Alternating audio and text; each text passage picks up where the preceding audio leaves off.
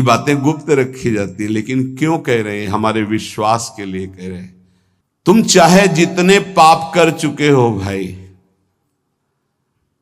अब हो गया, आ जाओ, नाम की शरण में आ जाओ, तुम बिल्कुल चिंता मत करो। कई भाई लोग आके प्रश्न करते हैं कि हमसे बहुत पाप हो गए, क्या हमारे पापों का उद्धार हो जाएगा, नाश हो जाएगा?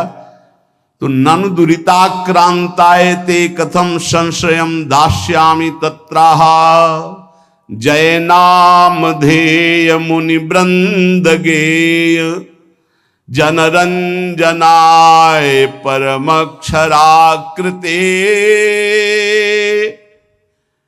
तुमनादरादपि मनागुदीरितम निखिलोग्रताप पटलिम बिलुम पशी। भगवान नाम जिसको अपना आश्रय दे देते हैं, कोई भी पाप ऐसा नहीं कि उसको दंड दे सके। ध्यान रखना, नहीं प्रश्न खड़ा हो जाएगा फिर महात्माओं को एक कष्ट क्यों मिलता है? ना नवीन पाप, वर्तमान का नहीं पाप, पूर्व के संचित पाप नहीं, ये प्रारब्ध का है जिससे शरीर रचना हो गई। यहां संचित भस्म, आगे त्रुटि हो जाएगी वो भस्म, वर्तमान में त्रुटि हो गई वो भस्म। बहुत विवेक की जरूरत है सत्संग सुनने के लिए। अगर आप नहीं सुनेंगे तो प्रश्न खड़ा हो जाएगा कि सर्व पाप नाशक नाम है, आप ऐसा कह रहे, तो फिर महात्मा जन क्यों भोगते हैं? ये पाप का फल वर्तमान का नहीं है, ये भूत का नहीं है, ये भविष्य में हो जाएगा तो भी उसका नहीं है। ये प्रारब्ध भोग है जो अनेक जन्मों के संचित कर्म गोदाम से निकालकर इस शरीर की रचना हो चुकी है। अब हम भजन कर रहे हैं, रचना पहले हो चुकी कि 25 वर्ष में ये होगा, 30 वर्ष में ये होगा, 45 वर्ष में ये होगा।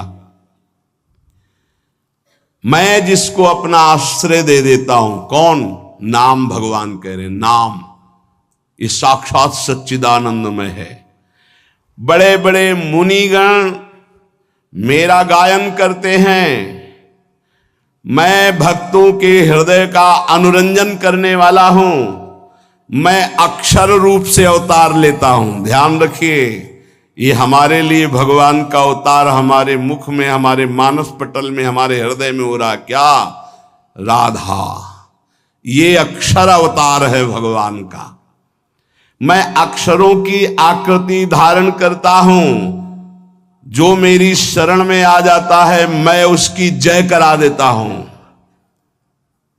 जिते विनायक शुभ अशुभ विघ्न करे नहीं कोई, विघ्न करे नहीं कोई, डरे कलिकाल कष्ट भय, हरे सकल संताप हरस हरिनाम जपत जय।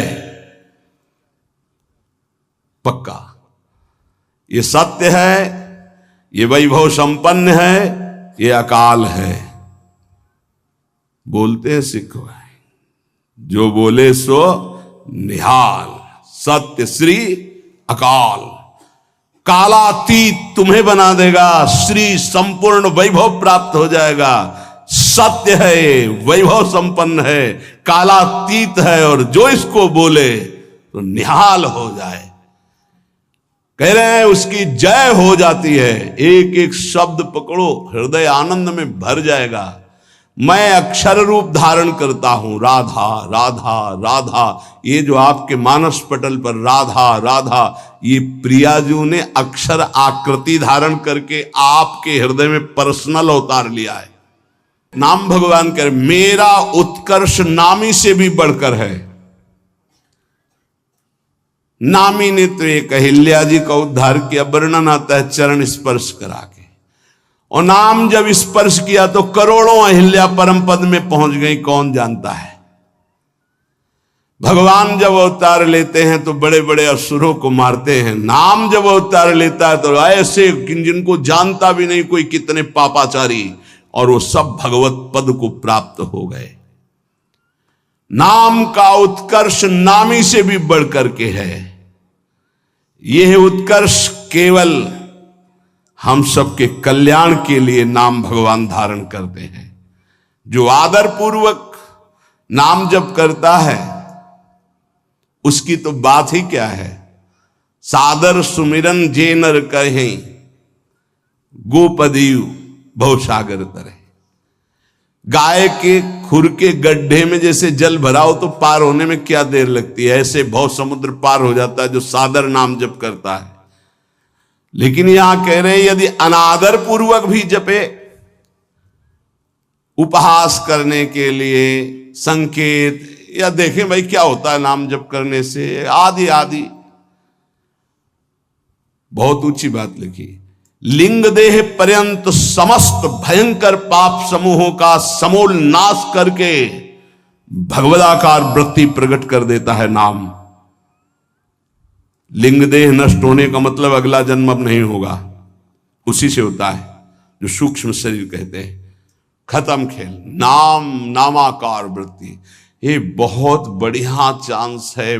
जो रोज ये आपको सत्संग मिल रहा है, आप पकड़ लीजिए, पकड़ लीजिए। अगर आप पकड़ लेंगे तो निहाल हो जाएंगे, इस बात को समझ लीजिए। न च नामाभाषः पापान्नेव दग्ध्वा निवर्तते अपितु स्वावाच्ये भक्तिं च प्रकाशयतीत्याह। नाम की तो बात जाने दो, नामाभासी तुम्हारे पापों का सर्वनाश कर देता है। जैसे आप पूरा नाम कहना चाहते थे राम, लेकिन रा उच्चारण किया, मां नहीं कह पाए और शरीर छूट गया तो आपको भगवत प्राप्ति हो जाएगी। पूरा नाम उच्चारण करना चाहते थे राधा, पर रा उच्चारण हुआ, धा नहीं कर पाए और शरीर छूट गया, आपको भगवत प्राप्ति हो जाएगी। यदा भासोप्यद्युन कवलित भवध्वांत विभवो दृशम तत्वाधानामपि दिशति भक्ति प्रणयनीम जनस्तस्योदात्तं जगति भगवन् नाम तरणे कृतीते निर्वुक्तुम का इहि महिमानं प्रभवति। यदि जिह्वा से निकल रहा है राधा राधा राधा, राम कृष्ण हरि, जो नाम बोले, ये पाप ही केवल भस्म नहीं कर देता, पाप प्रवृत्ति को भस्म करके विशुद्ध भक्ति को प्रकाशित करता है। ये बहुत पाप की जड़ है पाप प्रवृत्ति, दुर्वासना मम सदा परिकर्षण। ये बहुत ऊंची अवस्था तक जाती है, चिंगारी रूप भगवत साक्षात्कार तक बनी रहती। ध्यान रखना,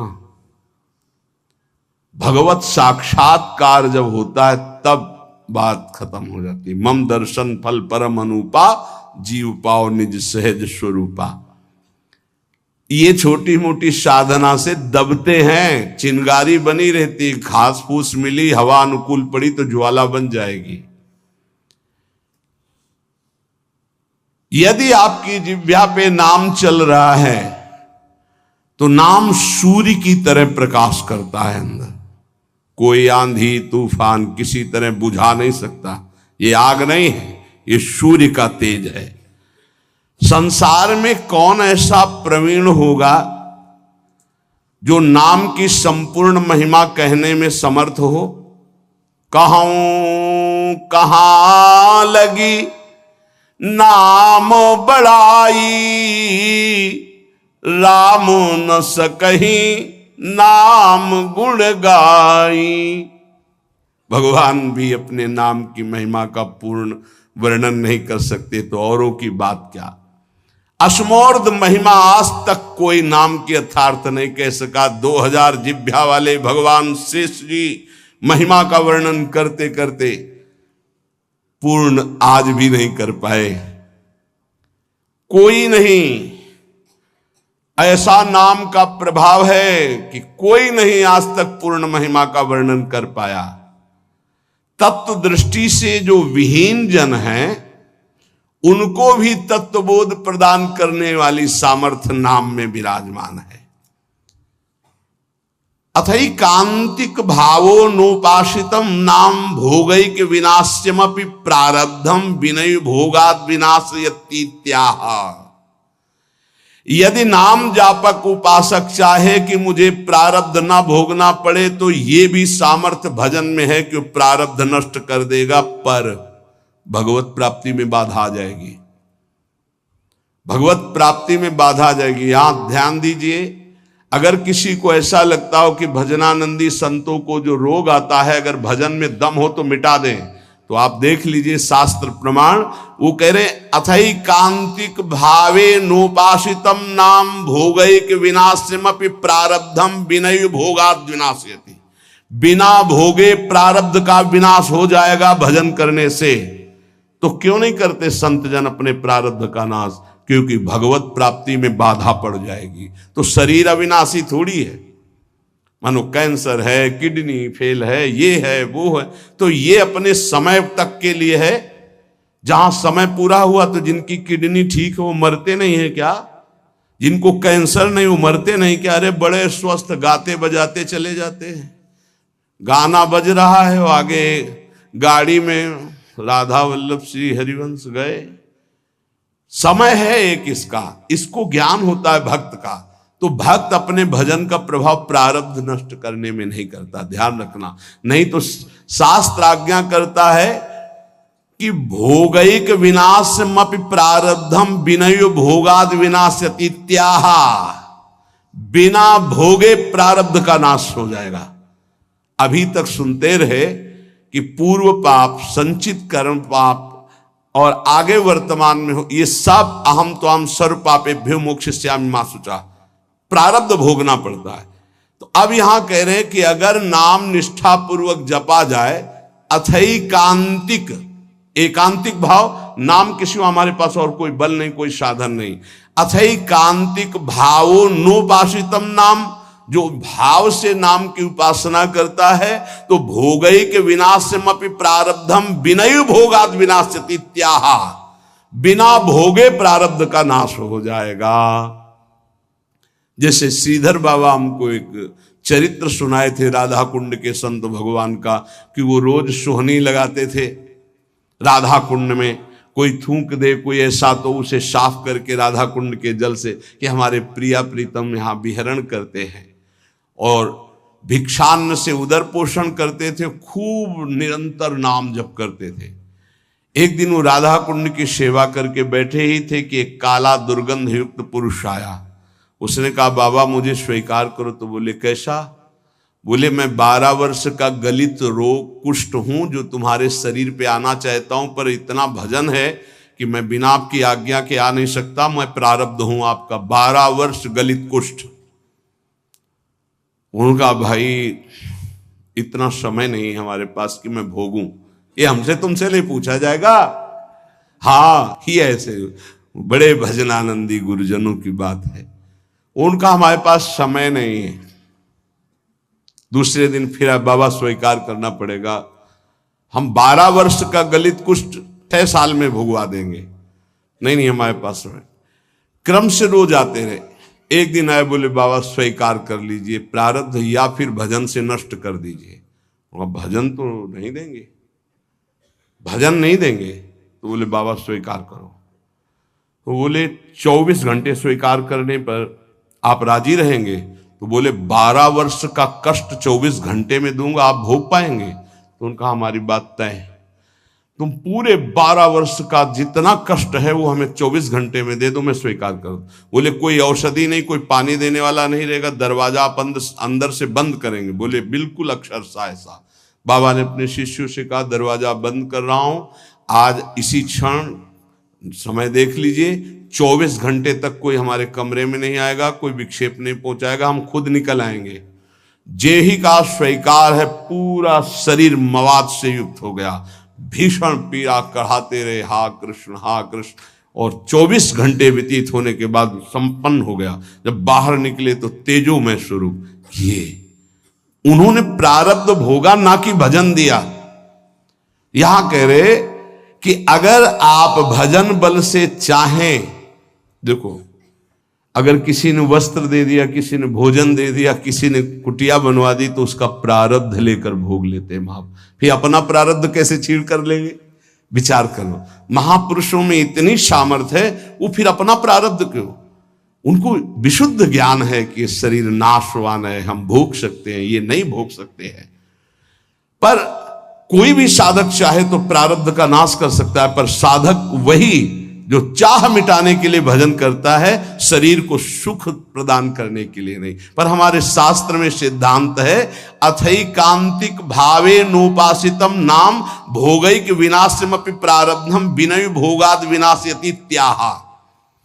एक बार भाई जी महाराज हरिद्वार में ऋषिकेश में बहुत ही हालत खराब थी, उठना बोलना बंद था, बड़े कष्ट में थे। इतने में श्री सीताराम ओंकारनाथ जी महाराज आ गए, बड़े सिद्ध महापुरुष थे।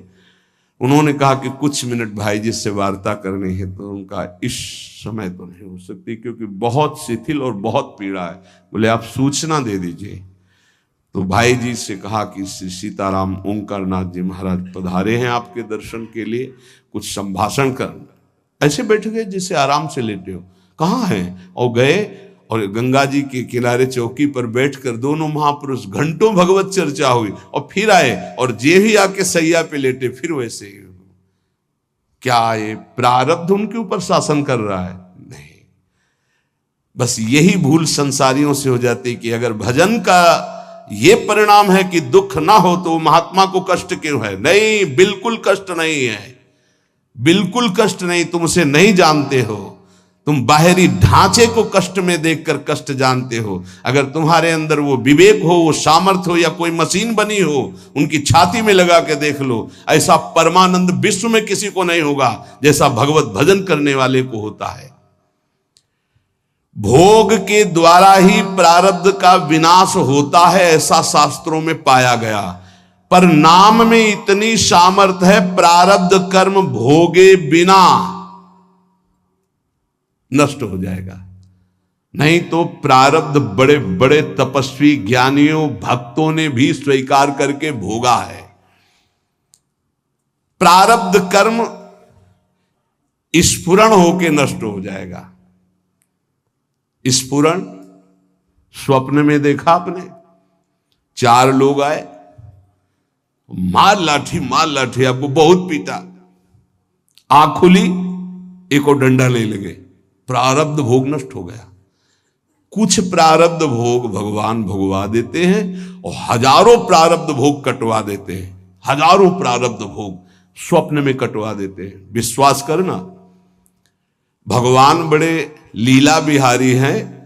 अपने जनों के प्रारब्ध को बहुत मात्रा में जो लिखे हुए हैं उनको तो स्वप्न में कटवा देते हैं। कुछ ऐसे थोड़े देते हैं, और वो भी ऐसा मार होता है प्रारब्ध का भगवान के भक्तों का, जैसे कोई पड़ोसी से बालक कुछ बिगाड़ करके झगड़ा कर लिया, अब पड़ोसी मारने आ रहा है तो उसकी मैया बड़ी प्रवीण होती, दौड़ के जाती है।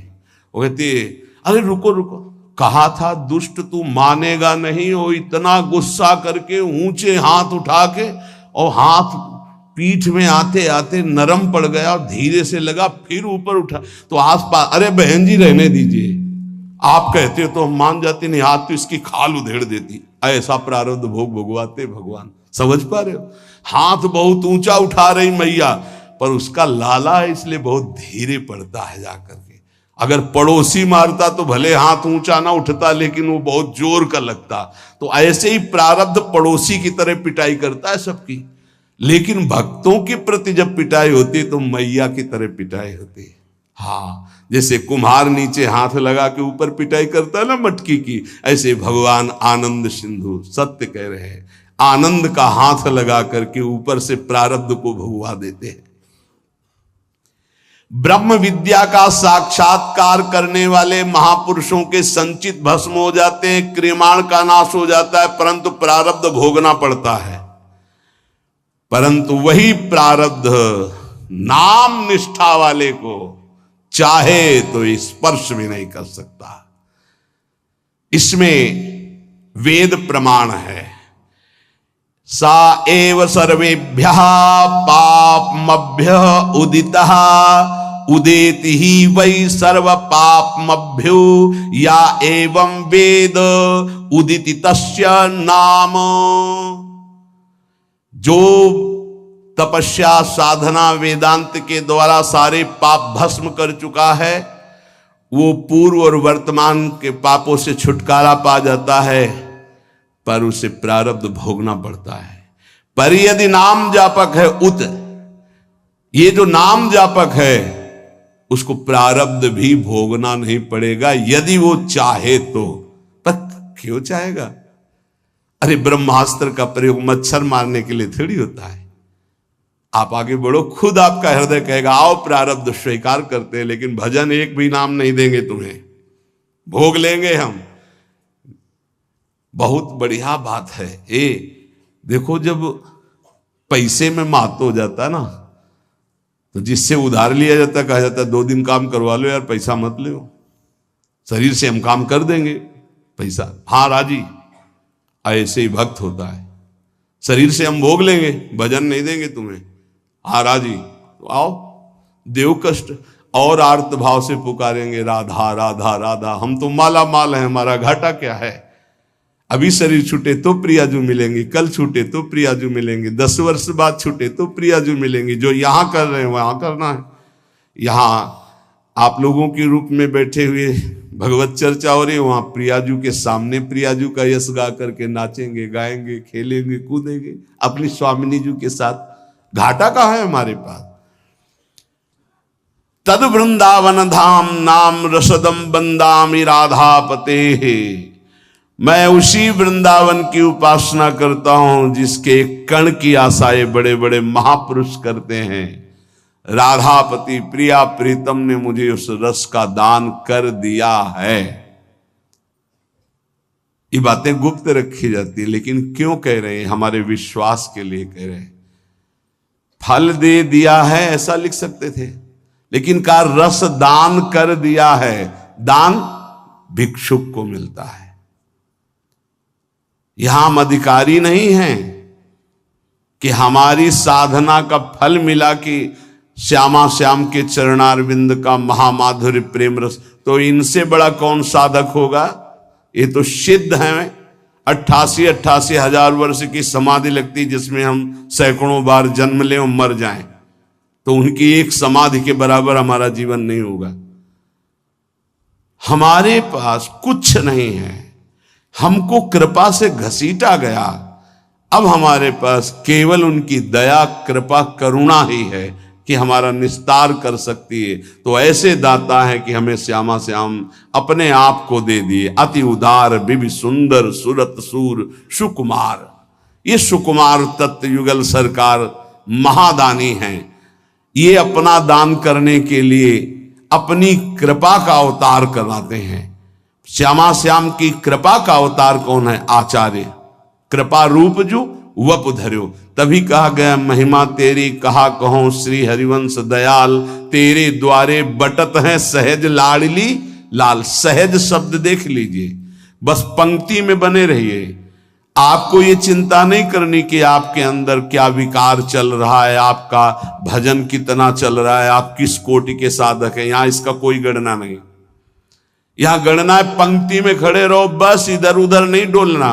अगल बगल से पंक्ति लगी हुई है, वो आपको बुलाएंगे। बहुत समय हो गया खड़े रहते, कुछ मिला? बोले नहीं अभी तो खड़े हैं। बोले आ जाओ हमारी पंक्ति में, देखो क्या बट रहा है, आनंद लीजिए। तो ऐसा ना गलती करें। ये जो शरणागति प्रिया प्रीतम की मिली, बस इसी पंक्ति में बने रहना। तो महिमा तेरी कहा कहो श्री हरिवंश दयाल, तेरे द्वारे बटत हैं सहज लाडली लाल। इसी पंक्ति से बड़े बड़े रस सिद्ध महापुरुष हो गए हैं। वैसी पंक्ति में आप भी जा रहे हैं। और पंक्ति का एक प्रभाव होता है कि चलना नहीं पड़ता, धक्के से आगे पहुंचा दिया जाता है। जब जोरदार पंक्ति लगी हो, आप बिल्कुल सेट हो जाओ उस पंक्ति में, तो पीछे से रेला आएगा, आप आगे पहुंच जाएंगे। जैसे बरसाने लाडली जी के दर्शन करने जाए ना, तो ये देखा ना, धक्का लग लग करके एकदम सामने पहुंच गए। और लाडली जी के दर्शन, बस अपने को पंक्ति में खड़ा कर दो। हमारी सामर्थ्य नहीं इस पंक्ति में खड़ा होने की। अगर अपने को पूछा जाए कि तुम्हें क्या चाहिए, उस पंक्ति में खड़ा करें तो बहुत घटिया मांग होगी। इतने रुपया दे दो, इतना मकान दे दो, दुल्हन दे दो, ये दे दो, वो दे दो। अगर हम पूछा जाए हृदय से सबके, ये खुल के बताओ तुम्हें क्या चाहिए, तो वो जब बोलेगा ना तो होश उड़ जाएंगे। हम लोगों से मांगा जाए कि आप अपना प्राण, अपना जीवन, अपना सर्वस्व प्रभु के लिए न्यौछावर कर दो, नहीं करोगे। और काम भाव के लिए आप 1 मिनट में तैयार हो जाएंगे प्राण देने के लिए। पक्का समझ, 1 मिनट में ऐसे अमूल्य प्राणों को देने के लिए तैयार हो जाएंगे। कैसे? जानते हो कि अगर इस बात का परिणाम आया तो आपको आजीवन कैद या फांसी मिल सकती है, लेकिन आप उस बात को ना समझकर आप कूद पड़ते हैं। तो हमसे पूछा जाए हृदय की बात तो संसार प्रिय है प्रभु नहीं, पर पता नहीं लाडली की कृपा धक्का लगते लगते लाइन में लग गए। फिर पता चला ये लाइन क्या बटता है इसमें? बोले प्रिया प्रीतम बटते हैं इसमें। तो लगा ये हम तो न प्रिया प्रीतम चाहते थे ना ये पंक्ति जानते थे, पता नहीं कैसे धक्का लगते हुए भीड़ में और ऐसी पंक्ति में लग गए जहां प्रिया प्रीतम बट रहे हैं। महिमा तेरी कहा कहो। हाँ, आचार्य चरण बैठे हैं और प्रदान करते जा रहे हैं। श्यामा श्याम की रति, श्यामा श्याम की रति, श्यामा श्याम प्रदान करते जा रहे। बोले मुझे राधापति ने रस का दान कर दिया है, अब मुझे कुछ नहीं चाहिए। कदानु वृंदावन कुंज मंडले भ्रमन भ्रमम हेम हरिन मणि प्रभम संस्मृत्य संस्मृत्य तदद्भुतम प्रियद्वयम द्वयम विस्मृति में तुम्हें खिलम। आहा, ऐसा कब होगा कि वृंदावन की कुंज कुंज में लीला चिंतन डोलूं, नील हेम मणि युगल नाम सुमिरन ते ही को घोलूं। ऐसा कब होगा? कदान वृंदावन कुंज मंडले भ्रमन भ्रमन हेम हरिन मणि प्रभम। मेरे नेत्रों में श्री श्यामाजू और लालजू की छवि छाई है और पद गुनगुनाते हुए वृंदावन की गलियों में डोल रहे। यहां चलना ही परिक्रमा और भजन है, ध्यान रखना। पक्की बात मान लीजिए, हमारी विश्वास करना। यदि संपूर्ण शरणागत हो तो तुम्हें अलग से भजन करने की जरूरत नहीं। पूरा भजन आपका हो रहा है, आपका चलना परिक्रमा हो रहा है, आपका सोना समाधि माना जाएगा। धाम में हो या भगवत आश्रित कहीं भी हो, पूर्ण शरणागति की बात कर रहा हूं। आपका हर बात बोलना यश गाना होगा भगवान का, और आपकी एक एक श्वास भजन माना जाएगा। आपका भोजन पाना भी भोग लगाना पूर्ण यज्ञ माना जाएगा। निद्रा समाधि स्थिति, एक एक कदम, एक एक क्षण अब भजन करना नहीं पड़ रहा, स्वाभाविक होता है शरणागति का। ऐसा कब होगा? भ्रमण भ्रमण हमारे पैर चल रहे हैं पर मुझे पता नहीं क्यों। गौर श्याम जोरी हमारे हृदय मानस पटल पर छाई हुई है और हम गुनगुना रहे हैं। यार क्या अमृत है इन पदों में, बाद में जान पाओगे। अभी विष फैला है जबान में विषय भोगों का, इन नाना प्रकार के पदार्थों का, इसलिए पदों का स्वाद नहीं आ रहा। नहीं तो डूब जाओगे, डूब जाओगे, सुख में डूब जाओगे। देख सखी राधा पिय केली, देख सखी, सखी देख देख, प्रिया प्रीतम का कैसा सुंदर रूप है, देखो तो कैसे बन बिहार कर। देख सखी राधा पिय केली, ये दो खोरी खिरक गिर गहवर बिहरत कुंवर कंठ भुज मेली। ये दो नवल किशोर रूप निधि बिटप तमाल कनक मनोबेली। अधर अदन चुंबन परिरंभन तन पुलकित आनंद रस झेली। ये सखी देखी, आज देख ब्रज सुंदरी मोहन बनी केली, अंश अंश बाहुदय किशोर जोर रूप रास, मनो तमाल अरुझि रही सरस कनक बेली।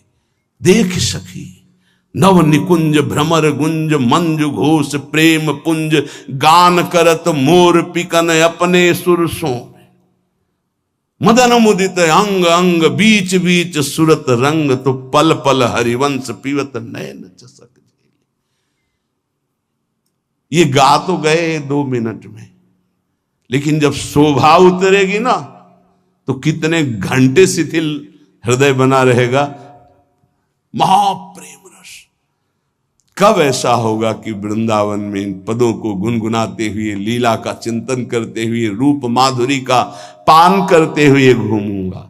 संस्मृत्य संस्मृत्य तदद्भुतम प्रियद्वयम, मेरे परम प्राण प्रिय द्वयसी नवल किशोर जी की स्मृति में रहूंगा। विस्मृति में तो मेखिलम, और सब भूल जाऊंगा।